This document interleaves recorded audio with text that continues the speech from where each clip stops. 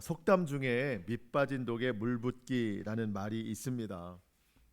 아무리 많은 수고를 해도 애를 써도 그만큼의 보람이나 어떤 만족, 결과를 보지 못한다는 의미로 사용이 됩니다.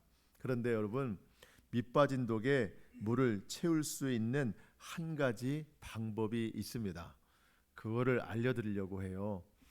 아주 오래된 영화예요. 2001년도에 나온 달마야 놀자라는 영화가 있었어요. 코미디 영화였는데 경찰에 쫓기던 조폭들이 이제 숨을 곳을 찾아 헤매다가 산속에 있는 사찰에 간 거예요. 여기서 우리 좀 숨겨달라. 뭐 당연히 안 된다고 하죠. 그랬더니 조폭들이 그러면 우리가 그냥 있겠다. 무력으로 막 있으려고 하는 겁니다. 그랬더니 그 주지수님이 그럼 내가 문제를 하나 낼 테니 이 문제를 해결하면 이 사찰에 있게 해주겠다. 그때 나온 문제가 밑 빠진 독에 물을 채우라는 거였어요. 물을 채워라. 그랬더니 조폭들이 이제 웃으면서 이게 식은 죽 먹기라는 거예요. 그들의 생각은 단순했습니다. 물이 빠지기 전에 물을 채우자. 여러 명이 있었으니까 빨리 물을 길어다 놓으면 어쨌든 물이 채워질 것 아니냐. 그래서 정해진 시간 안에 빨리 물을 채우면 된다. 이게 그들의 생각이었습니다. 근데 여러분 생각처럼 될까요? 안 됩니다. 그러면 왜 이 속담이 있었겠어요? 안 채워집니다. 시간이 한참 지나고 다들 지쳐서 막 쓰러질 지경인데 이제 시간이 얼마 안 남았는데 그래도 두목이 좀 나아요. 조폭 두목이 뭔가 하나를 생각하더니 부하들에게 저 항아리를 빨리 들어라 하면서 나를 따라오라 하면서 작은 연못의 앞에 도착했고 연못에다가 그 항아리를 던져라 했습니다. 항아리가 물에 들어가면서 옆으로 누워있던 항아리가 바로 서게 되고 곧 항아리가 물에 잠겼습니다. 방법이 어떻게 됐든지 밑 빠진 독에 물이 채워졌어요. 주지수님은 그걸 알고 있었던 모양이에요. 그래서 이 결과를 보고 인정을 했어요. 그럼 이제 사찰에 머물도록 해주겠다 하면서 그 사찰에 스님들하고 조폭들이 서로 어울려 살면서 있었던 이야기를 코미디로 풀어낸 영화입니다. 여러분, 사람의 인생이 밑 빠진 독에 물 붓기 같아요. 인생의 갈망, 인생의 목마름을 무엇으로 채울 수 있을까? 당장 필요한 것, 당장 해결돼야 되는 것, 당장 표면적으로 내가 원하는 것들, 너무 고통스러운 일들이 빨리 해결이 되면 좋겠다. 하지만 여러분, 이 표면적인 문제들, 당장 내가 원하는 것들이 해결된다고 해서 그게 내 속사람까지 만족이 있을까? 내 영혼까지 만족이 있을까? 우린 보통 그런 말을 해요. 정말 이 고통스러운 문제, 이것만 해결되면 내가 살 수 있을 것 같다. 이번만 해결되면 내가 더 이상 바랄 게 없을 것 같다. 여러분 어때요? 그 문제 한번 해결하고 나면 잠깐은 만족이 있는데 또 다음 것들이 기다리잖아요. 우리는 인생의 연속이에요. 그런 말을 하고 사는 인생의 연속이에요. 여러분 그런 것들도 경험해 보셨을 거예요. 정말 큰 문제, 이번 일을 좀 해결하면 내가 좀 살 것 같다. 근데 그 일이 해결됐을 때 오히려 내 영혼이 더더욱 공허해지는 걸 느낄 때가 있어요. 연예인들도 그렇다고 하잖아요. 큰 콘서트나 엄청난 일을 한 다음에 이제 혼자 들어가서 더 공허해지는 그런 일들을 우리도 많이 느끼잖아요. 여러분, 이 세상에 어떤 것으로도 채워지지 않고 채울 수 없는 것이 우리의 영혼입니다. 근데 사람은 영혼이 채워지지 않으면 참 기쁨을 누릴 수가 없어요.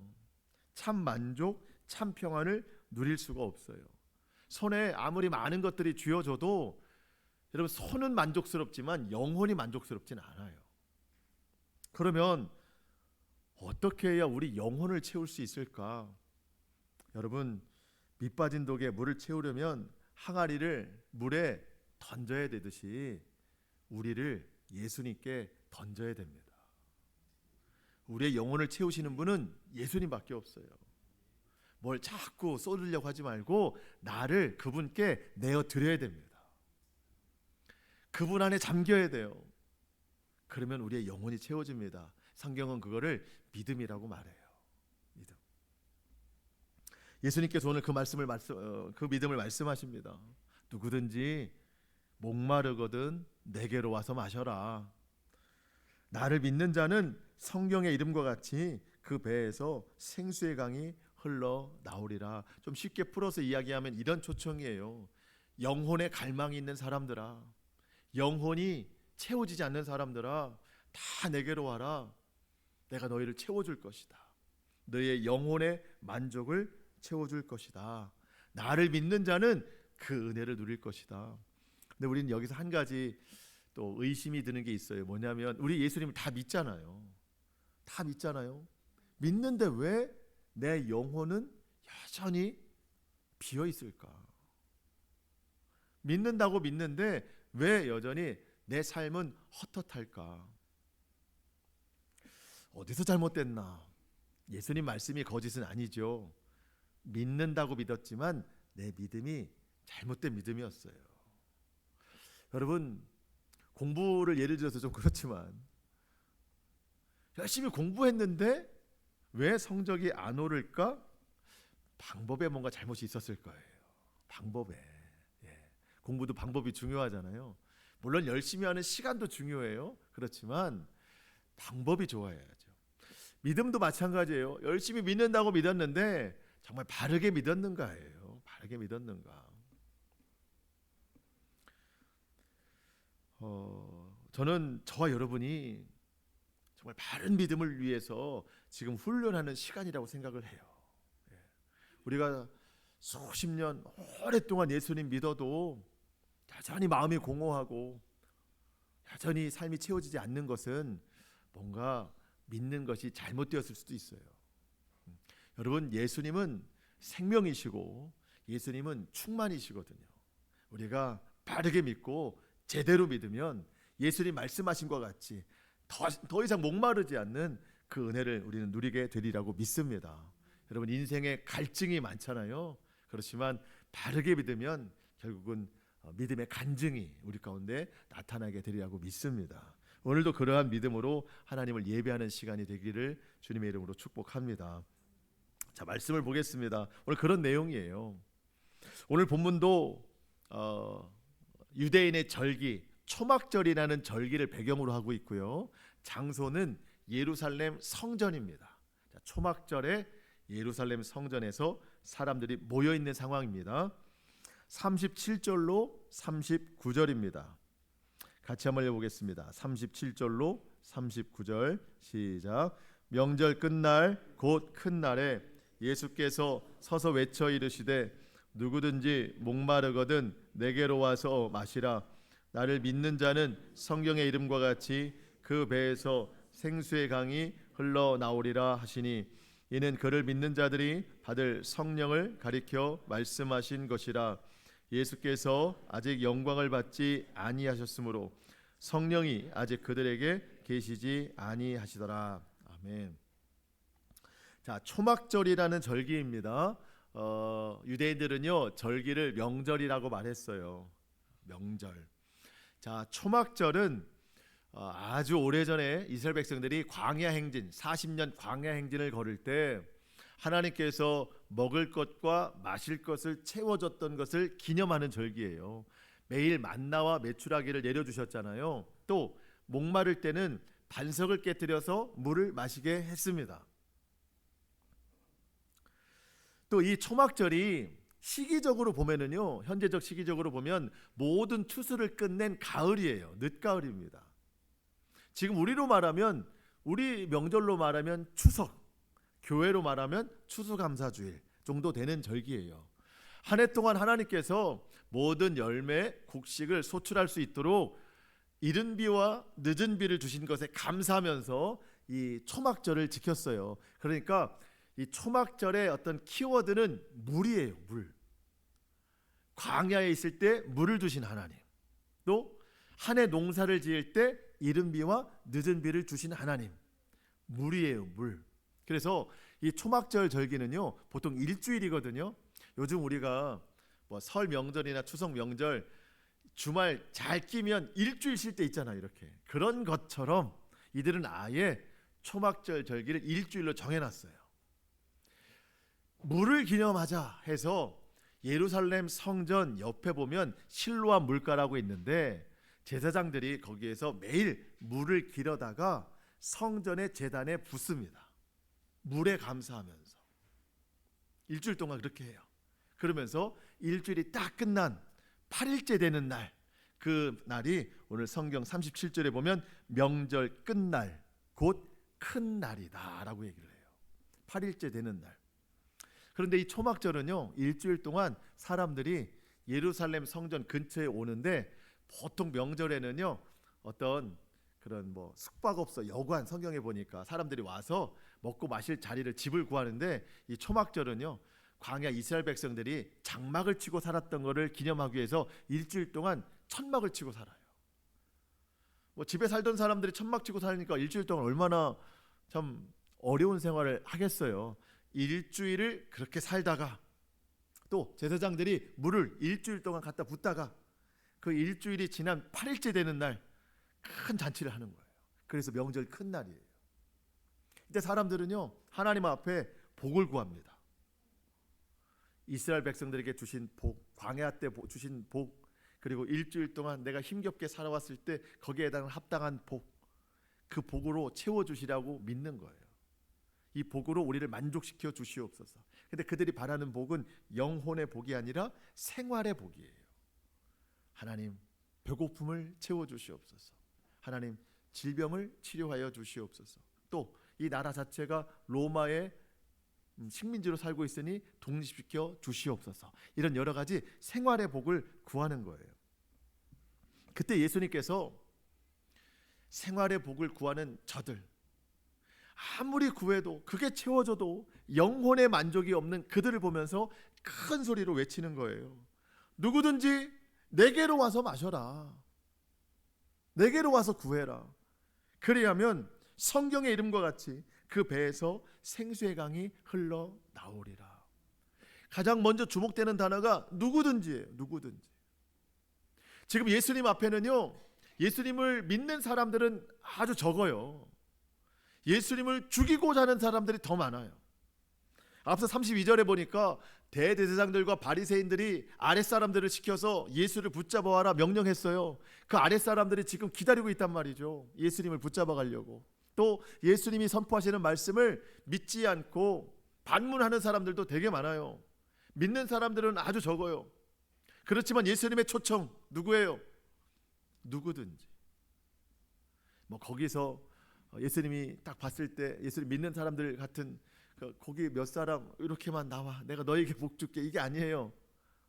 죽이려고 하는 사람, 또 반문하는 사람, 믿는 사람, 누구든지 다 나에게로 오라.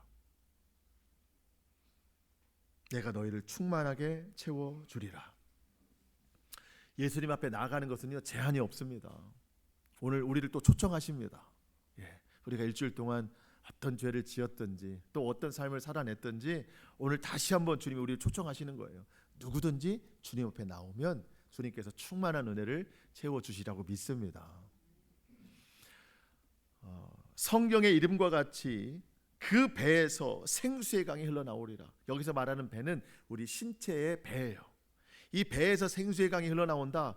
유대인들은요, 이스라엘 사람들은 이 배를 단지 신체의 일부로만 생각하지 않고 인생의 가장 깊은 곳이라고 생각이 됐어요. 인생의 가장 깊은 곳. 그러니까 이 배가 채워져야, 가장 깊은 곳이 채워져야 인생이 채워진다라고 생각이 된 거예요.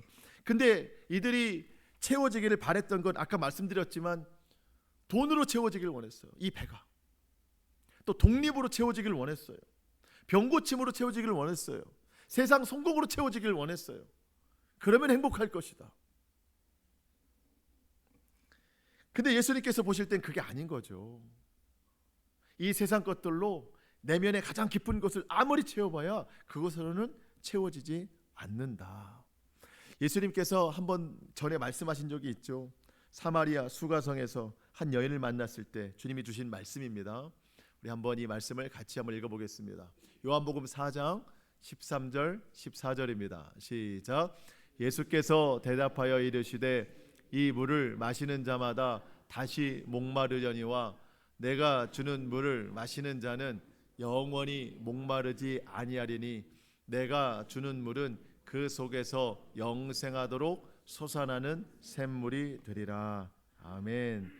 이 솟아나는 샘물이 뭔가? 오늘 본문 39절에 보니까 이는 성령을 가리킴이라. 성령.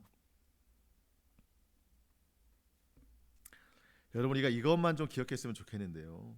여러분, 우리 속으로 들어가는 거는요 또다시 목마릅니다. 저도 어제 여름 성경학교 하면서 날이 어제 무척 더웠잖아요. 물만 마신 건 아니고요. 음료수를 얼마나 많이 마셨는지 몰라요. 계속 마시게 되더라고요. 여러분, 내 속으로 들어가는 거는요 계속 목말라요. 물은 마셔야 되지만 여러분, 내가 원해서, 내가 필요해서 원하는 것들이 아무리 채워져도 이건 계속 목말라요. 우리 주님이 말씀하시거든요. 들어가는 거는 계속 목마르다. 목마르지 않는 것은 언제 가능한가? 내 속에서 솟아날 때 목마르지 않다. 내 속에서 솟아나는 샘물이 있어야 돼요. 그때 안 목마른 거예요. 이 솟아나는 샘물이 뭐냐? 그분이 성령이라는 거예요. 내 속에서 솟아나는 성령이 계시면 우리의 영혼이 만족이 있다는 겁니다. 우리가 그걸 경험해야 돼요. 내 속에서 솟아나는 분이 계셔야 됩니다. 그러면 내가 원하는 것들이 아무리 쥐어져도 채워지지 않았던 그 영혼의 만족이 솟아나는 것으로 인하여서 기쁨이 되고 만족이 된다는 거예요. 여러분, 이게 신앙이죠. 똑같은 삶을 살아도 성령님이 계시면은요 고난 중에도 평안할 수 있고 감사할 수가 있다는 거예요. 제가 말씀드렸던 기억이 나는데 제 평생에 잠수함을 타본 적이 딱 한 번이에요. 잠수함 제주도 우도에서 탄 것 같은데 그 한 번의 기억이 제 신앙에 큰 도움이 됐습니다. 잠수함은요 먼 바다에 있더라고요. 근데 그 먼 바다까지 가려면 이 배를 타고 거기까지 가야 되는 거예요. 그런데 잠수함 체험을 항상 할 수 있는 건 아니에요. 날이 좋아야 돼요. 바람이 많이 불면, 파도가 높으면 그거 할 수가 없어요. 예매를 했어도 다 취소해야 됩니다. 그날은 다 그 선이었어요. 해도 되나 안 되나. 근데 해도 된다는 결정이 있어서 배를 타고 먼 바다까지 나갔어요. 근데 그 배를 타고 가는 중에도 파도가 출렁여가지고요 속이 안 좋더라고요. 근데 더 위험한 상황은 뭐냐면 이 배를 딱 그 잠수함 옆에 대놔요. 그러면서 발판을 만들어서 이 배에서 잠수함으로 옮겨가요. 근데 막 흔들리니까 아주 위험해요. 위험한 상황 가운데 그 안내하는 분들 이제 손을 잡고 이렇게 해서 간신히 이 잠수함 쪽으로 몸을 옮겼습니다. 이 잠수함이니까 이제 속으로 들어가야 되잖아요. 이제 계단을 타고 밑으로 내려가요. 철 계단을 가지고 내려갑니다. 근데 막 너무 파도가 출렁이니까 이 파도가 출렁이는 것보다 제 속이 더 출렁거려요. 너무 막 요동치니까. 그래서 그 잠수함 딱 그 계단 내려가면은요 아예 거기에 검은 봉지가 매달려 있어요. 무슨 용도인지는 아시죠? 사람들이 다 토해냅니다. 열이면 한 7, 8명은 다 토하는 것 같아요. 저는 간신히 참았어요. 계속 흔들리는데 그 중에 이제 안내 방송이 나오더라고요. 많이 힘드시겠지만 이제 바닷속으로 내려가면 좀 괜찮아질 겁니다. 근데 여러분, 그 요동치는 그 파도 그리고 내 속은 더 울렁이는데 그런 말이 귀에 들어오겠어요? 그게 믿어지겠어요? 근데 정말 점점점 바다 밑으로 내려가는데 뭔가 속이 편안해지더라고요. 그러더니 딱 땅에 닿으니까 거짓말처럼 요동도 없어지고 제 속도 편안해졌어요. 분명 같은 자리였어요. 움직인 게 아니라 그 자리에서 밑으로 내려가기만 했어요. 그때 상황이 완전히 달라지더라고요. 바다 표면은 여전히 출렁이고 있는데 바다 속은 아주 잔잔했습니다. 그때 제가 깨달은 거예요. 성령님께서 주시는 평안이 이런 거겠구나. 삶은 요동쳐도 성령님이 함께 하시면 평안하다는 것이 이거구나. 같은 자리인데. 그러면서 깨달은 게 있어요. 여러분, 제가 잠수함을 왜 탔겠어요? 제가 성령 체험하려고 탔겠어요? 아니잖아요. 그건 모르고 한 거고, 저희 그때 가족이 같이 가서 뭐 저도 궁금했지만 아이들에게 바닷속의 신비를 좀 보여주고 싶어서 간 거잖아요. 뭐 여기서 전혀 볼 수 없는 그 신비로움을 좀 보여주려고. 근데 속이 울렁거리니까 아무것도 안 보여요. 뭐 물고기가 지나가고 인사를 해도 뭐 소용없어요. 어떤 생물체들, 식물들 아무리 많아도 속이 울렁거리니까 아무것도 안 보여요. 그런데 점점점 내려가서 요동이 없고 내 속도 편안해지니까 그때야 비로소 보이더라고요. 정말 신비로운 것들이 많이 보였습니다. 여러분, 우리의 마음이 요동치면 삶이 안 보여요. 아무것도 안 보입니다. 왜 살아가는지 이유도 모르고 살아가요. 삶의 목적도 모르고 살아갑니다. 주변을 살피지도 못해요.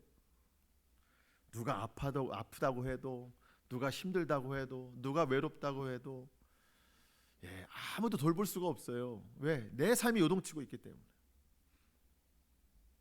뭔가 열심히 살아요. 근데 삶의 결과를 얻어냈지만 잠시뿐이에요. 뭐 그렇다고 허무주의로 살자는 건 아닙니다. 여러분, 진정한 체험이 어디에 있는가? 오직 예수 그리스도만 우리에게 진정한 체험이 있다는 거예요. 그리고 우리의 삶을 요동치는 것 가운데 평안을 주시는 분은 오직 성령님밖에 없다는 거예요. 같은 자리예요. 그렇지만 이 성령님 앞에 내려가니까 요동함이 없더라는 거죠. 나를 믿는 자는 성경의 이름과 같이 그 배에서 생수의 강이 흘러나오리라. 성경의 이름과 같이, 성경에 기록된 것과 같이. 예수님이 말씀하시는 성경은 구약 성경이에요. 구약 성경. 그럼 예수님께서 구약의 어떤 성경 말씀을 하나를 그대로 가져오셔서 말씀하신 것인가? 그렇지 않아요. 구약에서 생수라고 말씀하신 내용들은 다 가져오시는 거예요. 그 중에 하나를 말씀드릴까요? 스가랴 14장 8절인데요. 그날에 생수가 예루살렘에서 솟아나서 절반은 동해로 절반은 서해로 흐를 것이라. 여름에도 겨울에도 그러하리라. 그날에 예수님 오시는 날이죠. 생수가, 예수님이 예루살렘에서 솟아나십니다. 절반은 동해로 절반은 서해로. 그러면 나중에 전체가 될 거 아니에요. 이렇게 이 삥 둘러가니까. 여름에도 겨울에도. 여러분, 끝과 시작이 있으면 전체라는 뜻이죠. 예수님의 생수가 전체로 흘러간다는 뜻입니다. 한 가지 더 중요한 말씀을 좀 올려드리려고 하는데요. 에스겔서에서도 똑같은 생수의 말씀을 하십니다. 에스겔 47장 1절인데요. 그가 나를 데리고, 하나님의 천사가 나 에스겔을 데리고 성전문에 이르시니. 성전에 갔어요. 환상 중에. 성전의 앞면이 동쪽을 향하였는데 그 문지방 밑에서 물이 나옵니다. 성전에서 물이 나옵니다.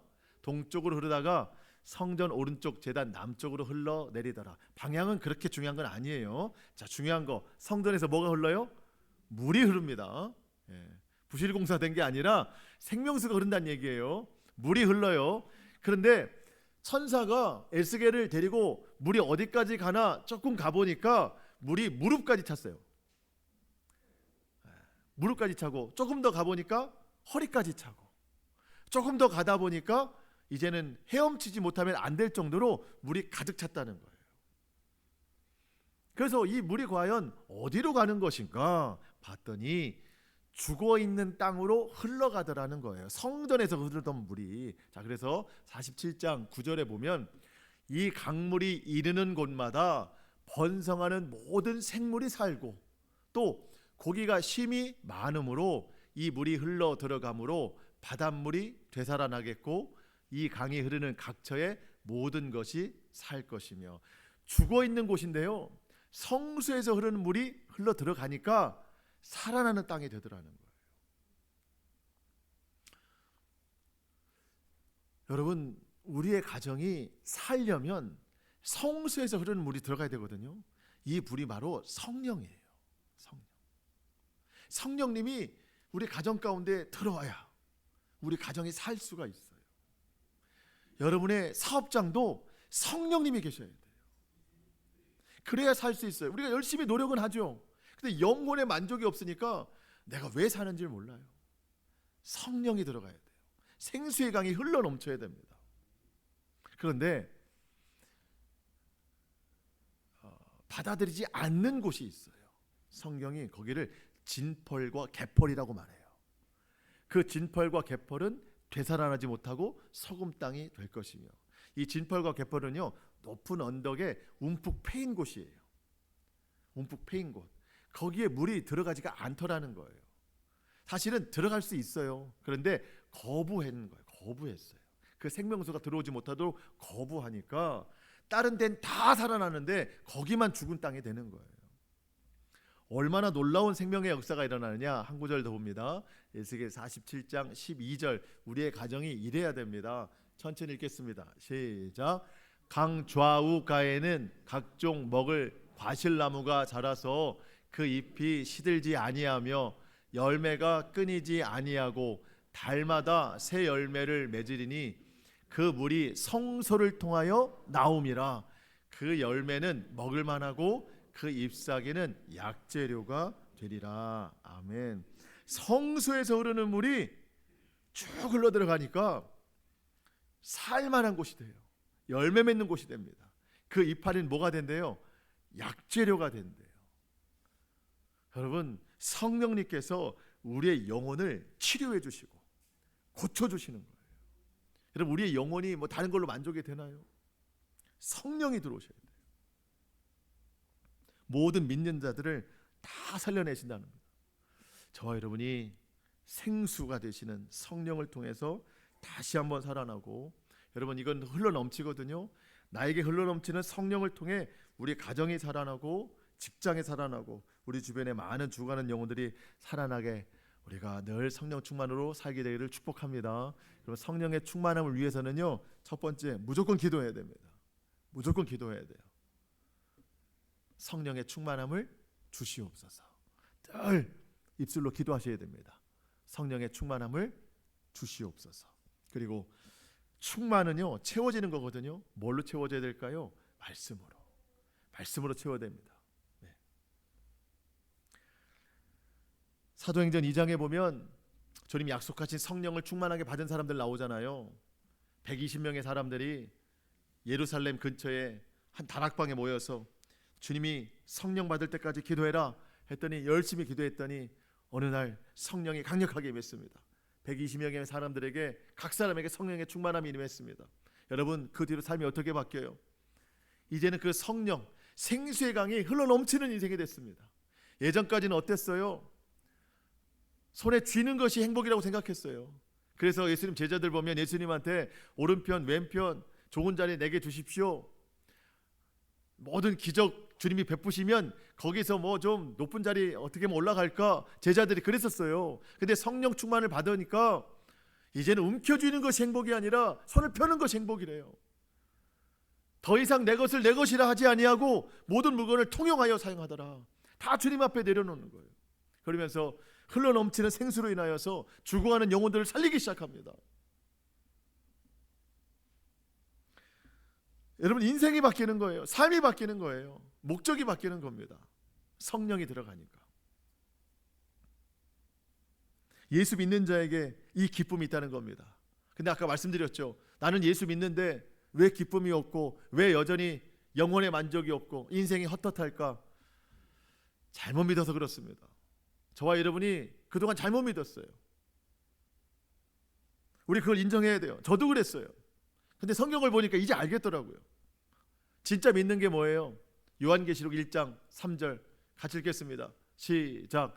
이 예언의 말씀을 읽는 자와 듣는 자와 그 가운데 기록된 것을 지키는 자는 복이 있나니 때가 가까움이라. 아멘. 누가 복이 있어요? 읽는 자, 듣는 자, 그리고 지키는 자예요. 우린 뭘 잘해요? 듣는 거는 우리 잘하잖아요. 그리고 읽는 것도 어느 정도는 하실 수 있어요. 근데 뭘 못해요? 지키는 걸 못해요. 근데 우리는 그동안 뭐였어요? 듣는 것만으로도 믿음이다 했어요. 조금 더 나아가면 읽는 것만 해도 잘한다 했어요. 근데 지키지를 못하고 살았어요. 그래서 믿음이 늘 제자리였어요. 근데 요한계시록에서 한 번만 이야기하는 게 아닙니다. 요한계시록 1장에서 얘기했다면 마지막 22장도 똑같이 얘기합니다. 한번 같이 읽겠습니다. 22장 7절 시작. 보라, 내가 속히 오리니 이 두루마리의 예언의 말씀을 지키는 자는 복이 있으리라 하더라. 마찬가지예요. 지키는 자예요. 그냥 듣고 마는 자가 아닙니다. 읽고 마는 자가 아니에요. 지키는 자예요. 한 말씀이라도 순종하는 자가 복이 있고, 그게 진짜 믿음이고, 그럴 때 우리 영혼이 채워진다는 거예요. 여러분 꼭 기억하시기 바랍니다. 저와 여러분이 이 훈련을 계속 해나가야 됩니다. 이게 진짜 믿음이라는 거예요. 예수님의 말씀을 들은 사람들이 서로 막 다투도 쟁론합니다. 40절에 보니까 이분은 그때 그 선지자 아니야? 41절에 보니까 이 사람은 그리스도 아니야? 그랬더니 42절 보니까 그리스도는 베들레헴에서 나는 거지 어떻게 갈릴리에서 난다고 그래? 여전히 어디 출신이야를 또 따지고 있어요. 아니 예수님을 앞에 두고도 어디 출신이야? 어디 출신이야? 이거만 지금 두고 있는 거예요. 여러분 혹시 이런 뉴스가 났다고 하면 얼마나 안타까울까요? 어떤 사람이 갑자기 쓰러졌어요. 근데 늘 이러한 위험성이 있기 때문에 병원에서 약을 조제해서 앞에 두고 살았어요. 가까운 데 두고 살았어요. 근데 지금 갑자기 쓰러졌어요. 이 약을 먹으면 살아요.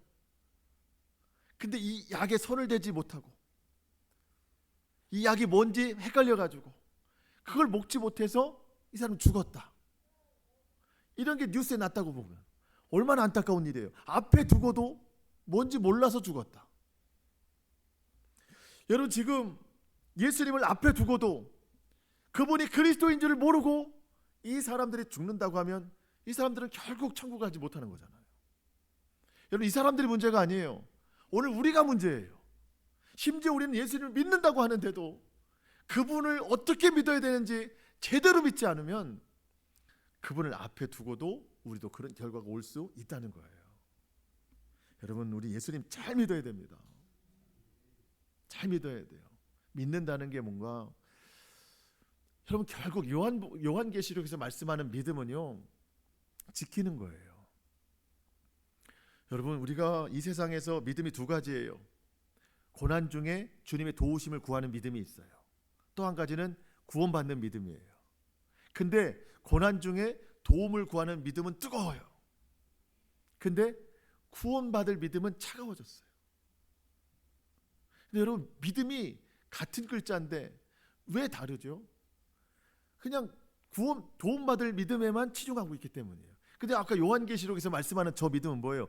구원받을 믿음이에요. 때가 가까워졌다. 근데 여러분 구원받을 믿음을 우리가 가지고 있어야 되는데 여전히 내 삶의 채워짐 그것만 자꾸 구하고 있는 믿음이 있다면 구원받을 믿음에 합당치가 않은 거예요. 여러분 우리의 삶은 다 주님 앞에 맡겨드리는 거예요. 염려하지 말라고 하셨잖아요. 너희 아버지께서 다 아시느니라. 그럼 우리의 믿음은 뭐예요? 구원받을 믿음이에요. 예수님을 믿는 건 믿어요. 그렇지만 그 믿음을 통해서 내가 얼마나 변화되어 가는가, 얼마나 말씀을 지키고 살아가는가, 이게 진짜 믿음인 거예요. 저와 여러분이 그런 믿음 가지고 살아가야 됩니다. 결국 성경은 두 가지예요. 하나님 사랑, 이웃 사랑. 그게 지켜나가는 거예요. 예수님을 못마땅해 하던 종교 권력자들이 아까 아랫사람들 시켜서 예수님 붙잡아라고 하지 않습니까? 근데 그들이 그냥 왔어요. 왜 그냥 왔나 했더니 46절 아랫사람들이 대답하되 이 사람이 말하는 것처럼 예수님이 말하는 것처럼 지금까지 말한 사람은 없었나이다. 그러니까 이 사람들이요 아랫사람들이 예수님의 말씀을 듣더니 믿음이 생긴 거예요. 이렇게 말하는 사람들이 없었는데 우리를 시켰던 대제사장들, 서기관들, 바리새인들 저들이 하나님 말씀 가르쳐 준다고 했는데 이제까지 들었던 것과는 차원이 다른 놀라운 말씀을 들었으니까 감히 그분을 잡을 수가 없는 거예요. 그랬더니 이 바리새인들이 막 뭐라고 하는 거예요.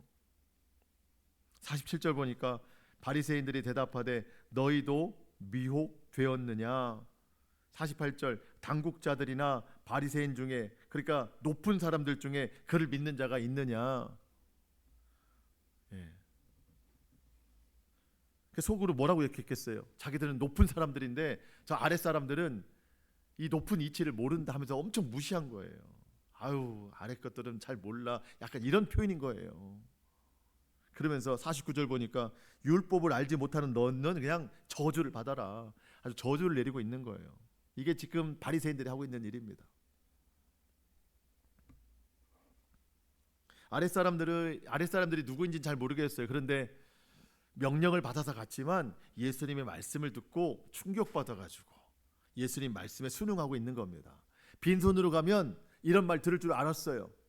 그렇지만 빈손으로 가는 것이 훨씬 낫다. 왜? 진리를 들었으니까. 여러분, 복음은 미움을 당해요. 미움받게 되어 있어요. 진리는. 그렇지만 믿음이 미움을 이깁니다. 결국 나를 미워했던 사람들이요, 나에게 찾아와요. 믿음이 뭐냐 물어보러 와요. 왜? 인생이 헛헛하거든요. 영적으로 충만한 사람들에게 오기 마련이에요. 높고 낮음이 없어요. 진리를 붙잡는 사람이 결국은 승리하는 사람이에요. 마지막 한 사람 소개하고 마칩니다. 니고데모입니다. 50절에 보니까 니고데모가 많은 사람들 앞에 선포한대요. 니고데모 어디서 봤죠? 요한복음 3장에서 밤중에 예수님 찾아와서 어떻게 해야 거듭납니까? 어떻게 해야 영혼이 채워집니까? 어떻게 해야 구원받습니까? 왜 밤에 몰래 왔죠? 사람들이 쳐다보니까. 공회 그 높은 직책의 사람인데 저 사람들이 미워하는 예수한테 가서 뭘 물어본다고 사람들이 손가락질 할까봐 그래서 밤에 몰래 왔었어요. 근데 오늘 사람들 앞에 조금은 좀 떳떳하게 말합니다. 무슨 얘기예요? 50절 그 중에 한 사람 곧 전에 예수께 왔던 니고데모가 그들에게 말하되 51절 우리 법은 사람의 말을 듣고 그가 행한 것을 알기 전에 심판하느냐. 자, 우리 율법은 누가 죄를 지었으면 그 죄가 결론이 날 때 심판을 하는 건데 지금 너희가 말하는 저 예수는 아직 결과가 나오지 않은 것이 아니냐. 왜 결과도 안 나왔는데 자꾸 심판하려고 하느냐? 왜 죽이려고 하느냐? 예수님을 편드는 것 같은데 아직은 율법에 기대서 율법대로 하자. 율법대로 하자. 법대로 하자. 정말 저 사람이 잘못했으면 그때 심판하지만 아직은 잘못한 게 없지 않냐. 그때 사람들이 너도 갈릴리에서 왔느냐? 너도 저 편이냐? 막 그렇게 지금 큰 소리로 하고 있는 겁니다. 자, 여러분, 예수님이 이 자리에 계십니다. 니고데모가 법대로 해라 했을 때 예수님께서 니고데모를 보시고 어떤 마음이 드셨을까요? 아, 그래, 니고데모가 3장에 있다가 잠깐 숨어 있다가 7장에 지금 다시 나왔구나. 그래도 그 사이에 좀 성장했구나 이랬을까요? 넌 아직도 왜 그 모양이야? 왜 아직도 법대로 하자고 그래? 예수님 편들어야지 그럴까요? 여러분 대답하시기 전에 저는 1번이라고 생각이 돼요. 그래, 많이 성장했구나. 그때는 밤에 몰래 보더니 지금 그래도 사람들 앞에 드러나서 물론 율법에 기대어서 하고 있지만 네 마음은 완전히 내 편이구나. 주님이 그렇게 이해하셨을 거예요. 오늘 그 7장에서 나온 니고데모가요 또 잠잠하다가 언제 나오냐면 19장에서 나와요. 예수님 장례하러 나올 때 나와요. 자, 요한복음 19장 39절 일찍이 예수께 밤에 찾아왔던 그 니고데모도 모략과 침향 섞은 것을 100리트라쯤 가지고 온지라 이에 예수의 시체를 가져다가 유대인의 장례법대로 그 향품과 함께 세마포로 쌌더라. 예수님 장례식을 하러 니고데모가 또 나옵니다. 한 3번 나오죠. 3장, 7장, 19장 뜨문뜨문 나옵니다. 꾸준히 등장하진 않지만 꾸준히 변화된 모습이에요. 저는 이게 참 좋은 믿음이라고 생각이 돼요. 꾸준히 변화되는 믿음, 꾸준히 자라나는 믿음. 여러분, 우리 가끔 그럴 때 있어요. 어느 때는 막 그 영적인 컨디션이 좋아가지고 한번 막 엄청 잘했다가 그 다음에 조금 더 막 안 좋아지면 쑥 꺼졌다가 또 어느 날 그런 줄 알았더니 또 한번 잘했다가 이럴 때 있어요. 우리 그럴 때 많아요. 네. 근데 물론 뭐 그것도 괜찮을 수 있지만 정말 저는 좋은 믿음은요, 계속 자라나는 믿음. 네, 계속 자라나는 믿음. 참 그게 건강한 믿음이라고 생각이 됩니다. 네. 그래서 어제보다는 오늘이 좀 낫고, 오늘보다 내일이 좀 더 낫고, 작년보다는 오늘이 좀 올해가 낫고, 계속 성장하는 믿음. 그래서 저는 살아있는 믿음이기 때문에 중요하다고 생각이 돼요. 여러분, 얼마나 많이 성장하셨습니까? 네, 몇 년 전보다 지금 얼마나 조금 더 좋아지셨어요? 우리 성장해야 됩니다. 성장해야 됩니다. 자, 저와 여러분이 예수님을 바르게 믿어서 우리 삶의 생수의 강이 흘러넘치고 그로 인해서 구원의 감격을 누리고 영혼의 만족을 누리고 또 주변에 많은 죽어가는 영혼들을 살려내면서 매일매일 조금씩 점점점 자라나는 그 믿음을 향해 나아가는 저와 여러분의 모든 신앙의 삶이 될 수 있기를 주님의 이름으로 축복합니다. 아멘. 우리 기도하겠습니다.